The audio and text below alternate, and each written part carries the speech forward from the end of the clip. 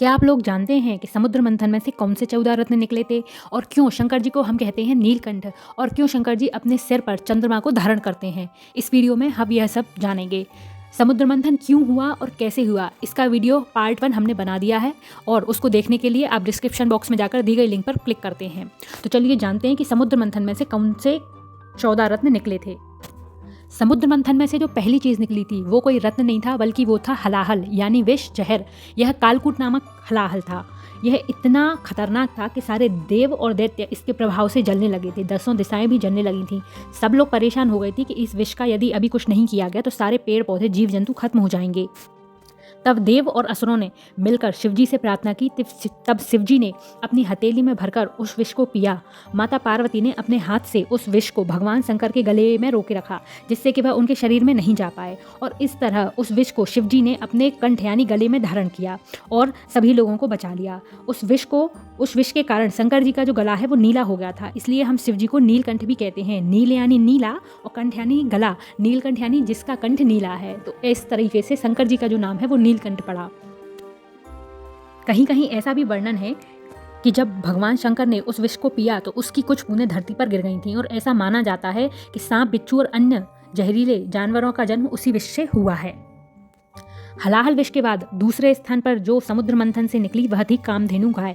इसे ऋषि मुनियों को दे दिया गया। कामधेनु गाय का वर्णन पुराणों में उस चमत्कारी गाय के रूप में मिलता है जिसमें दैवीय शक्तियाँ थीं और जिसके दर्शन मात्र से लोगों की सारी दुख और परेशानियाँ दूर हो जाती थीं। इस गाय का दूध अमृत के समान माना जाता है और कामधेनु गाय को सभी गायों में श्रेष्ठ माना जाता है।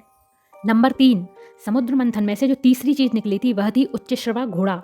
यह सफेद रंग का घोड़ा था जो कि बहुत तेज उड़ता था। उच्चश्रवा का मतलब होता है घोड़ा जिसका यश बहुत ऊंचा हो और जिसके कान बहुत ऊंचे हैं। इस घोड़े को राजा बलि ने अपने पास रख लिया था।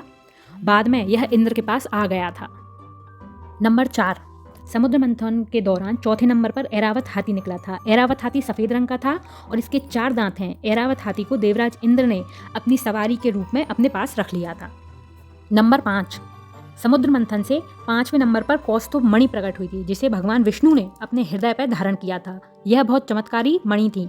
ऐसा माना जाता है कि यह मणि जहाँ भी होती है वहाँ कोई भी आपदा नहीं आती है।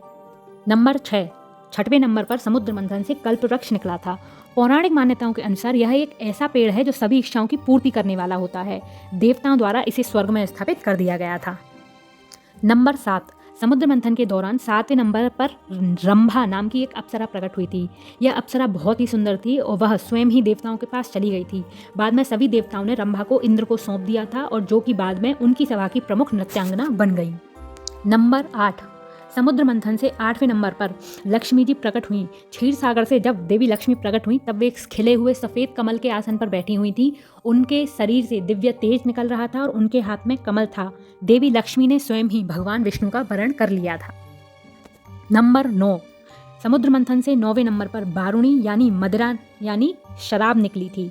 इसे दैत्यों ने ले लिया था और इसीलिए आज भी जो लोग नशा करते हैं उन्हें दैत्य और असुर ही माना जाता है। नंबर 10, समुद्र मंथन के दौरान 10वें नंबर पर चंद्रमा प्रकट हुए। चंद्रमा का स्वभाव शीतल होता है, जैसे कि सूर्य का स्वभाव गर्मी देना होता है। शिवजी ने जो हलाहल विष पिया उसकी जलन को शांत करने के लिए सभी देवों और स्वयं चंद्रदेव ने शिवजी से विनती की कि वह उन्हें अपने सिर पर धारण करें, जिससे उन्हें ठंडक मिले और उनकी जलन कम हो। इसीलिए शिवजी चंद्रमा को अपने सिर पर धारण करते हैं। इस संबंध में एक और कथा है, लेकिन वह समुद्र मंथन से जुड़ी हुई नहीं है, इसलिए उसको मैं आपको अलग वीडियो में बताएंगे। नंबर 11, समुद्र मंथन में जो 11वें रत्न निकला था वह पारिजात वृक्ष था। इसकी खास बात यह थी कि इसे छूने से ही थकान मिट जाती है और इस वृक्ष को स्वर्ग में स्थापित किया जाता। और ऐसा भी कहा जाता है कि इस पेड़ के फूल जो हैं जो भगवान विष्णु और अन्य सभी देवी देवताओं को बहुत प्रिय हैं। नंबर 12, समुद्र मंथन से 12वें रत्न के रूप में 5 जन्य शंख निकला, जिसे सभी ने भगवान विष्णु को समर्पित कर दिया। इसीलिए ऐसा माना जाता है कि भगवान विष्णु की पूजा में शंख अवश्य बजाया जाता है और शंख की जो आवाज़ होती है वह पूरी नेगेटिव एनर्जी को ख़त्म कर देती है। नंबर 13, समुद्र मंथन के दौरान 13वें नंबर पर भगवान धन्वंतरी निकले। भगवान धन्वंतरी अपने हाथ में अमृत कलश लेकर प्रकट हुए, जो कि 14वां रत्न था और जिसके लिए समुद्र मंथन हुआ था। देवराज इंद्र की प्रार्थना पर भगवान धन्वंतरी ने देवों के वैद्य का पद स्वीकार किया था। अमृत कलश के लिए देवों और दैत्यों में लड़ाई होने लगी। कैसे हुआ देवों और दैत्यों में अमृत का बंटवारा और क्यों लगता है सूर्य और चंद्रमा पर ग्रहण, और ऐसी कौन सी स्त्री थी जिसको देख के शंकर भगवान भी हो गए थे उस पर मोहित। ये सब जानने के लिए वीडियो का थर्ड पार्ट जरूर देखिएगा, जिसको कि मैं बहुत जल्दी अपलोड करूँगी। इसी तरह के और वीडियोज़ के लिए मेरे चैनल को लाइक, शेयर और सब्सक्राइब करें। Thank you.